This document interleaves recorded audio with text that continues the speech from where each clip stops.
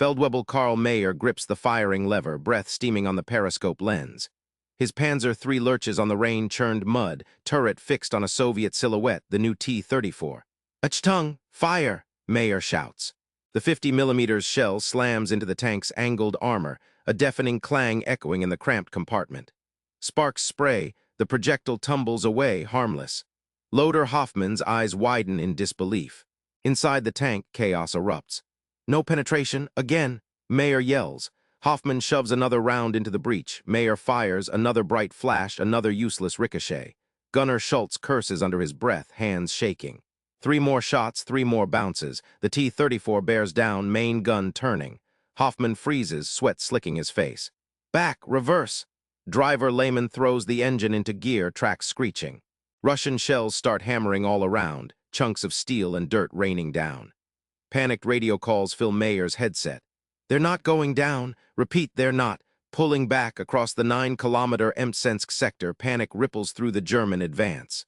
23 German tank crews report the same nightmare. Shells skipping, radios crackling with confusion, tactical maps rendered moot. Plumes of black smoke mark burning panzers where escape failed. For 2 years, these men trusted their armor to bring victory. Now, their shots bounce, defenses crumple, and the line buckles. But 72 hours earlier, no one believed this could happen. 72 hours earlier, German tank crews joked as they cleaned their vehicles outside Mtsensk. "The Russians have tractors, not tanks," Oberleutnant Franz Dietrich declared, echoing the high command's certainty. Dozens of Wehrmacht communiques described Soviet armor as outdated, ill-maintained, led by poorly trained crews. Confidence radiated through every battered field jacket.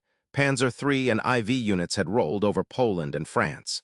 The Eastern Front would be no different. But beneath their bravado, a creeping blind spot widened. Reports from Luftwaffe reconnaissance hinted at strange, low-slung shapes on Soviet railcars, ignored as propaganda, written up as local improvisations. Army Group Center's Intelligence Corps flagged a potential new tank outside Bryansk on October 2nd. Major von Albrecht sent a warning to Guderian's headquarters. Unprecedented armor thickness and mobility reported among Soviet forward units. Headquarters dismissed it. Comrades' imagination. Gathering at the tree line, Colonel Mikhail Kadukov's 4th Tank Brigade prepared, unobserved. Technicians checked the T-34's engines, crews ran firing drills, ammunition lines were packed tight. To the north, German columns rumbled forward, timing watches for a 04-12 hours push. Maps splayed open, Mtsensk the next target. Neither side fully grasped what would unfold at sunrise. But in the dark chill before battle, both believed in the myth of German invincibility. At 04-12 hours on October 6, they would discover the truth. Sunrise, October 6th. White mist coils over sodden fields as Meyer's Panzer III halts beside 8 others outside Borodino. Crack, first shot. Contact ahead, the radio squawks, urgency crackling. Through his visor, Meyer stares as a T-34 emerges, its sloped armor beaded with rain. Hoffman fires. Direct hit, nothing. Oblivious, the Soviet turret swings toward them. Repeat, enemy returned fire, minimal effect, barks another crew. German voices waver between disbelief and irritation. This, they think, must be a fluke. Then, a cascade of panic on the tactical net.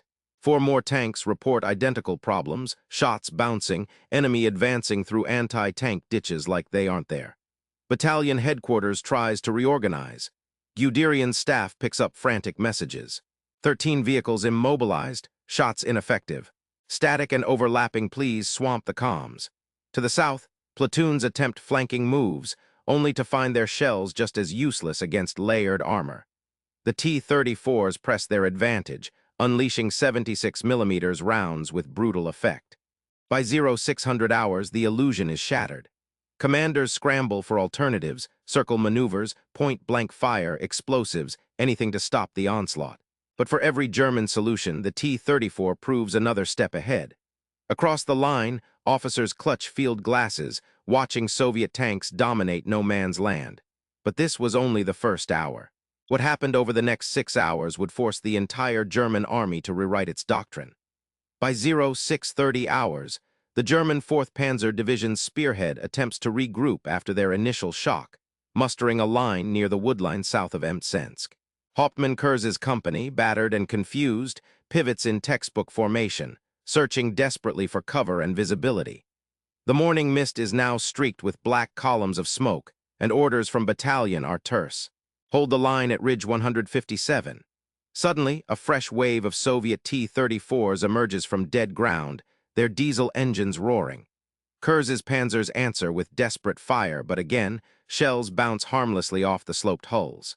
The Soviet armor doesn't slow. If anything, their pace quickens as they close within 300 meters, main guns flashing.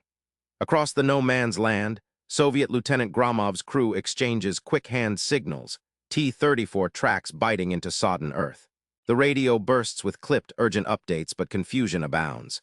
German tanks pulling back, maintain pressure. Orders Gromov's commander. Visibility is poor, and German smoke screens complicate targeting. For Red Army crews, the scene is chaos, enemy shells hammering uselessly against hulls, but casualties from anti-tank rifles and mines mounting. Soviet artillery joins in, lobbing shells at wrecked panzers.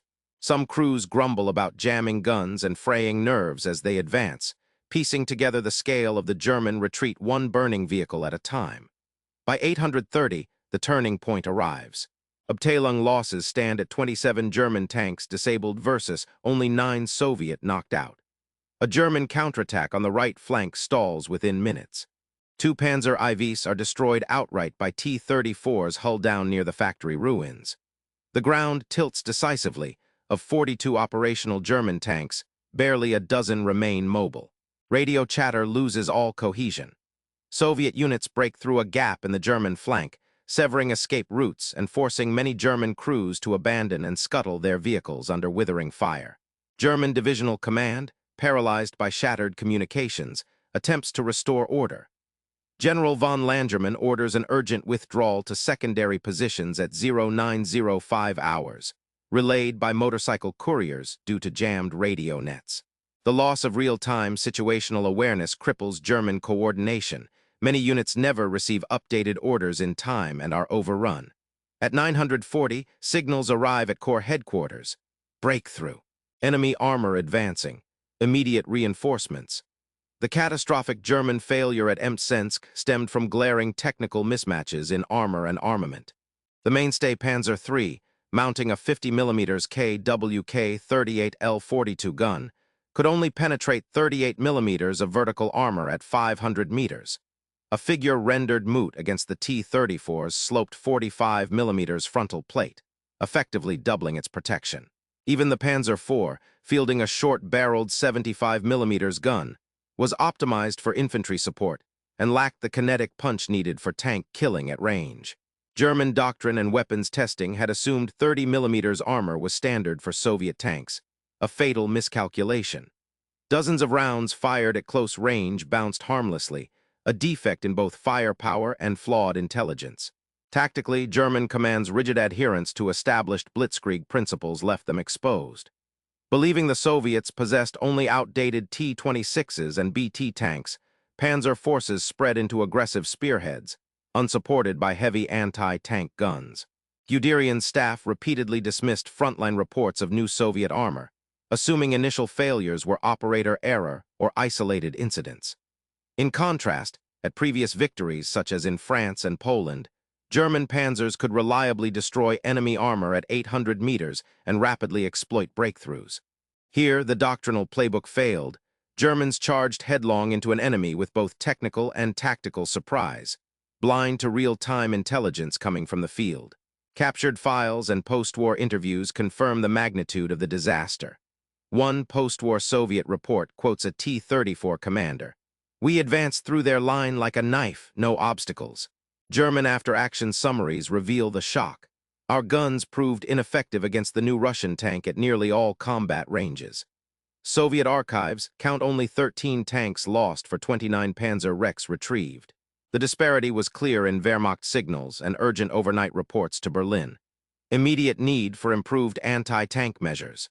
The evidence, both qualitative and quantitative, supports the view that pre-war assumptions fatally hampered the Panzerwaffe at Mtsensk. In the immediate aftermath, shattered German units regroup in disarray.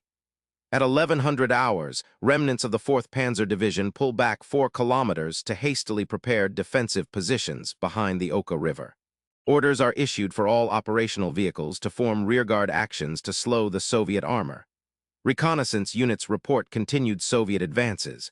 Within 4 hours, 2 Panzer battalions are consolidated into a single Kampfgruppe, down to half their strength.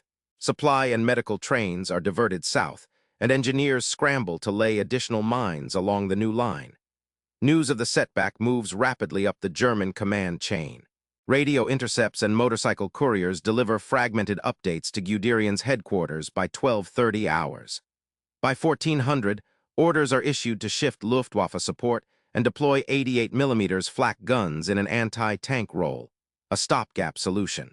Divisional command staff begin drafting emergency reports for Army headquarters, making the first references to a crisis in armored warfare. The setback forces a halt to wider operations, with objectives for the following day revised downward, and elements of Army Group Center placed on alert for further Soviet counterattacks. The losses are sobering. Of the 57 tanks committed, German forces list 37 irretrievable losses and over 120 crew casualties, dead, wounded, or missing. Soviet reports log a net gain of nearly 5 kilometers of ground, including 2 key crossing points over the Oka. German units, forced onto the defensive, miss their Mtsensk timetable by at least 48 hours, delays that ripple into higher-level plans for the drive toward Tula. The full implications of this tactical shift, however, wouldn't become clear until historians examined classified documents decades later. Fact 1. Personal account from the diary of Jeffreiter Otto Lentz, 4th Panzer Division, discovered decades later in a family attic, comes one of the most vivid testimonies. 7 October, we fired 5, maybe 6 times at that Russian tank, each time sparks and nothing more. Laymen kept praying. No one had told us this could happen. Lentz's diary, unpublished until an archival project in 2003, details the sheer disbelief and fear, in contrast to sanitized post-war interviews. The rediscovered account exposes the human cost of misjudged intelligence and adds vital perspective to the German crew's psychological collapse. Fact 2. Logistical reality. German quartermaster sheets from Feldwebel Mtsensk, recently declassified, reveal a critical ammunition shortage. Between 5-7 October, fuel stocks dropped by 38%, and a P armor-piercing ammunition was at 15% capacity, well below official Wehrmacht communiques which reported adequate reserves. In reality, many tank units rationed shells, and at least 3 platoons recorded only 1 AP round per vehicle before the Soviet assault. This discrepancy hampered any chance of sustained counterattacks and forced withdrawals even before casualties mounted. Fact 3. Official versus actual records. While German after-action reports claimed only 27 tanks lost, with moderate casualties, recovered Soviet mapping logs and later Panzer staff diaries point to 37 irretrievable armored losses and over 120 German killed, wounded, or missing. The downplaying reflected a culture of reporting optimism to headquarters, hiding the scale of defeat from higher command until weeks later. The gap, 10 unreported tank losses, emerged in post-war reviews of field returns versus OKH archives, leading to questions about Wehrmacht accuracy under duress. Fact 4. Ground-level reality. Soldiers repeatedly faced disconnects between doctrine and experience.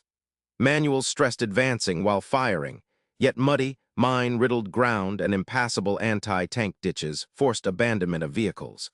Crew accounts describe using smoke candles, personal grenades, and in one dramatic case, using shovels as makeshift armor trays inside tanks to catch spalling.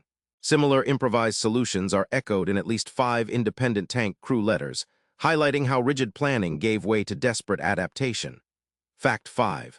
Environmental factor. Meteorological logs from 6-7 October at Mtsensk show persistent rain, mud over 30 centimeters deep, and dawn fog that lowered visibility below 100 meters, contradicting forecasts used in operation orders. The Panzer III's narrow tracks led to frequent bogging, while the T-34's wider treads and diesel engine excelled. Crew reports and repair logs confirm multiple cases of immobilized German tanks, not by enemy fire, but by the battlefield's mud and failing drive assemblies, compounding losses. Initial interpretation of the Mtsensk engagement. as seen in early published works and wartime German records, cast the defeat as an unlucky setback arising largely from confusion and unfavorable terrain. Historians in the 1950s and 60s relied heavily on German operational summaries and memoirs of panzer leaders like Guderian, who attributed the shock to surprise but emphasized the inferior courage or ill-preparedness of Red Army crews. Primary sources available then were overwhelmingly German, with Soviet documentation scarce or propagandistic, limiting analysis to the Wehrmacht's perspective. With the fall of the Soviet Union and a wave of declassified archives from the 1990s onward, the depth of Russian strategic preparation at Mtsensk and the technical superiority of the T-34 entered Western scholarship. New findings uncovered Soviet tactical logs, after-action reports, and survivor interviews. These contradicted previous claims, revealing not only meticulous Soviet planning and resilience, but the profound flaws in German technical intelligence. Analysis of German quartermaster returns further unveiled a logistical crisis overlooked in early accounts. The balance shifted.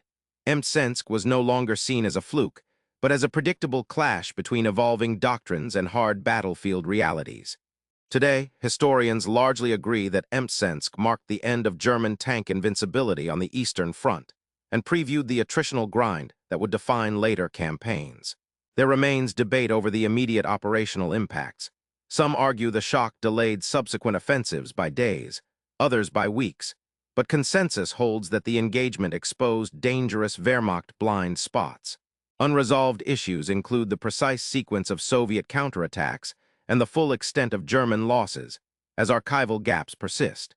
What is clear is the engagement's central role in the accelerating arms and tactics race on the Eastern Front. Individual 1. Feldwebel Karl Meyer, primary focus Feldwebel Karl Meyer, age 28, commanded a Panzer III in the 4th Division. Meyer was raised in Leipzig, the son of a machinist, and apprenticed as a toolmaker before conscription.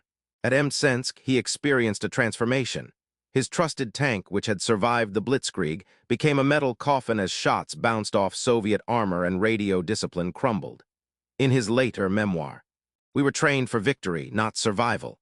That morning we became witnesses to our own obsolescence." Wounded during the withdrawal, Meyer was evacuated, spent 2 years in convalescence, and became an auto mechanic after the war. His written testimony rests in the Bundesarchiv, referenced in several post-war documentaries as uniquely detailed on the tank crew's psychology. Individual 2. Junior Sergeant Ivan Gromov, enemy perspective Junior Sergeant Ivan Gromov, gunner in a T-34 from the 4th Soviet Tank Brigade, faced the same storm but from another angle. Gromov recalled over radio. German tanks fired again and again, each time like stones on a lake. He survived the war, later teaching history in Kaluga, and contributed to the celebrated oral history collection Vozmezdy. His accounts describe not just the confusion but the confidence inspired by Soviet armor, mirroring in reverse the Germans' panic. Individual 3. Anna Vasilievna Sokolova, long-term impact. Anna Sokolova, a Red Army nurse assigned to a forward aid post at Mtsensk, was severely wounded by shrapnel during the Soviet counterattack. Her case, one of dozens from the 4th Tank Brigade's support echelons, exemplified the wave of psychological and physical trauma among frontline medics. Struggling with PTSD, Sokolova was discharged in 1942, later becoming active in veterans advocacy. Her story and hundreds like it influenced Soviet military medicine, sparking early protocols on trauma care and psychological support. These individual experiences, when examined across hundreds of documented cases, revealed patterns that shaped strategic decisions throughout the campaign. Within just 5 hours of the first T-34 encounter near Mtsensk, the German 4th Panzer Division was in full retreat. At 1100 hours, battered panzer crews consolidated behind the Oka River, having lost 37 tanks, over 65% of those committed.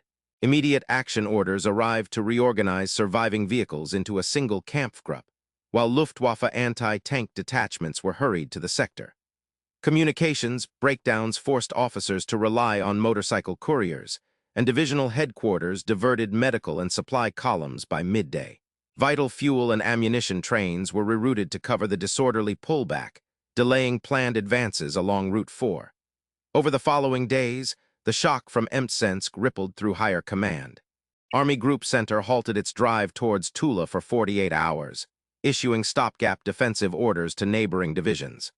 Casualty figures, over 120 German killed, wounded, or missing, exceeded conservative estimates by upwards of 30%. Supply chiefs reported critical shortages.